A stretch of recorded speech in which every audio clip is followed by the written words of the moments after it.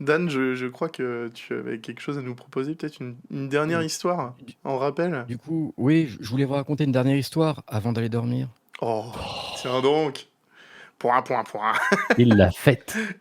Par contre, ouais, le j'ai plus la fenêtre Twitch, donc voilà, je verrai pas ce qu'on me dit ou ce qu'on peut, voilà.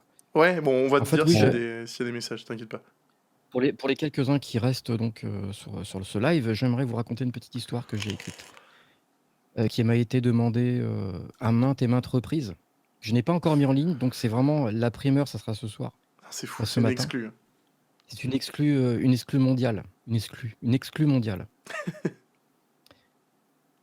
Je sais pas si je dis le titre de Non, bah non, non, Non, tu peux non, non, direct, dis-le. vas-y, je vais pas, commence, hein. voilà, je vais pas On donner le les a pas titre dit ce soir, les titres, hein, tu peux... là parce il faut garder un petit peu de Ouais, ouais, suspense. bah ouais, ouais.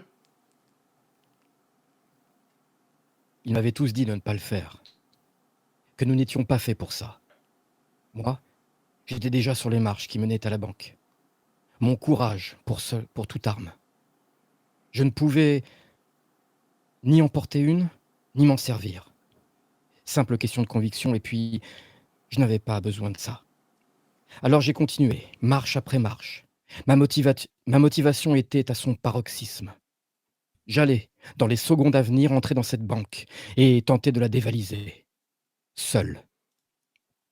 J'avais besoin de le faire, pour moi et ma famille. Nous avions tous besoin de cet argent, pour nous faire un nouveau nid douillet, pour accueillir notre seul et unique enfant. Nous en avions 2 à l'époque. Et malheureusement, nous en avons perdu un. Il est tombé d'un arbre, où il était monté avec sa mère, ma femme. Je voulais le meilleur pour nous 3 à présent. Voilà. Je franchis la porte battante du sas et j'attends que quelqu'un sorte pour entrer dans le hall. Je suis stressé. Cette porte est lourde et si je ne fais pas attention, elle peut m'être fatale. Enfin, quelqu'un sort. Il ouvre la porte en grand, ce qui me laisse assez de temps et d'espace pour pouvoir rentrer. D'un pas décidé et... Excusez-moi. D'un pas décidé et sûr, je pénètre dans la grande, l'immense salle de la banque. De là où je suis, je peux apercevoir les guichets, avec un employé derrière chacun d'eux. Je m'approche de plus en plus. Soudain, un agent de sécurité me voit. Il me regarde dans les yeux, il me dévisage. Je crois qu'il ne me comprend pas. Il ne comprend pas ce que je fais là. Je le vois dans ses yeux. Je vois l'incrédulité et la stupeur. Il pose une main sûre et professionnelle sur son arme. Moi, je continue d'avancer, pas après pas. Tout me paraît immense, démesuré, infranchissable. Je suis à mi-chemin du grand guichet, du guichet le plus proche de moi. Je suis terrorisé, mais j'avance, toujours et encore, inexorablement, vers mon destin. Soudain, on me repère, on essaye de me chasser à coups de pied. On fait de grands pas. Qui à gauche, que j'arrive à éviter, qui à droite, qui essaie de me bloquer le passage. J'ai peur, ils essayent de m'effrayer, de me déstabiliser. Je pars en sautant le pied de la personne qui essaie de me frapper. Moi, je trace tout droit, vers mon but, mon avenir. Et puis, le flic s'est approché de moi rapidement. Il m'a donné des grands coups de pied. Nos regards se croisèrent l'espace d'un instant. Nos vies ne sont pas les mêmes. Il voit dans mes yeux la détermination, la rage de vivre. Malheureusement, il est plus fort que moi. Il arrive à me faire rebrousser chemin, et c'est malgré moi que je me retrouve dehors. Comme Icare, il m'a brisé les ailes en plein vol. Il a enlevé en moi tous mes rêves, mes espoirs de jours meilleurs. Les autres avaient raison. Je n'étais pas prêt pour ça. Je dois me résigner à ma condition. Je suis resté là, comme un ahuri, sur les marches de la banque. Soudain, elle s'est approchée de moi. Je ne l'avais pas vue arriver. Elle a mis sa main dans son cabas. Je l'ai regardée droit dans les yeux. Nos regards se sont croisés. Je savais ce qui allait se passer après. Après qu'elle ait retiré sa main du sac. Je savais que j'étais foutu, condamné à ma condition. Elle a sorti sa main et a jeté une pleine poignée de graines sur le sol, devant moi. Et là, j'ai craqué. J'ai eu la seule réaction que je pouvais avoir à ce moment-là. J'ai picoré. Une réaction qui nous est propre, une réaction séculaire.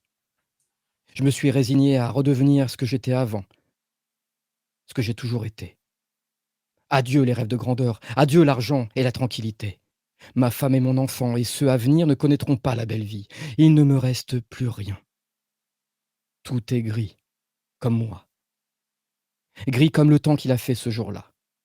Je me retrouve sur les marges de cette banque, sans argent, mais avec une belle poignée de graines pour toute richesse. Tout ça pour me rappeler que je ne suis qu'un pigeon. Un simple, terne et pauvre pigeon. Un pigeon qui a essayé de braquer une banque. Un vulgaire volatile et qui a laissé des plumes. Un volatile qu'on n'a même pas pris au sérieux. Un pigeon, quoi. Un pigeon. Bravo. Ah, elle est Voilà. fantastique, merci. Elle est folle cette Merci. histoire, elle est folle. Merci C'était infiniment, donc, comme dit Bossard, mais clairement. une histoire Merci que j'ai intitulée infiniment. Rêve volatile. Putain, mec, mais bravo, bravo. C'est juste parfait. Toutes les métaphores sont trop bien ficelées, tu vois. Ah putain, c'est fantastique. Putain, truc de ouf. Putain, truc de ouf. Ah, merci beaucoup, Dan, Y a pour pas de cette quoi. histoire. C'est un J'en ai putain de une autre, rappel. mais je la garde pour plus tard, ça. Pour les 10 personnes qui sont restées là, c'était un petit cadeau. Un petit cadeau pour montrer un peu ce que je fais à côté. Alors écoutez, Creepy Story. Alors, pour ceux qui n'ont pas la petite private joke qui va avec cette histoire, c'est qu'en fait, quand on m'a interviewé avant d'aller dormir, j'avais dit il y avait des histoires comme ça qui peuvent arriver. On essaie de chercher un passé, on essaie de chercher une histoire sur des personnages. Ça peut être tout n'importe quoi. Et Oh, j'avais ta dit cam est que... revenue. Oh, Hein formidable. Pour la fin, tu vois. Ouais. Et j'avais dit, ça peut être un pigeon qui braque une banque, on sait pas. Et depuis, c'est resté. On m'a demandé l'histoire du pigeon qui braque une banque. Donc, Il l'a fait. Et il l'a fait. Et il l'a J'ai vraiment essayé- bien fait. J'ai essayé d'y mettre un peu d'intensité, un peu de drame.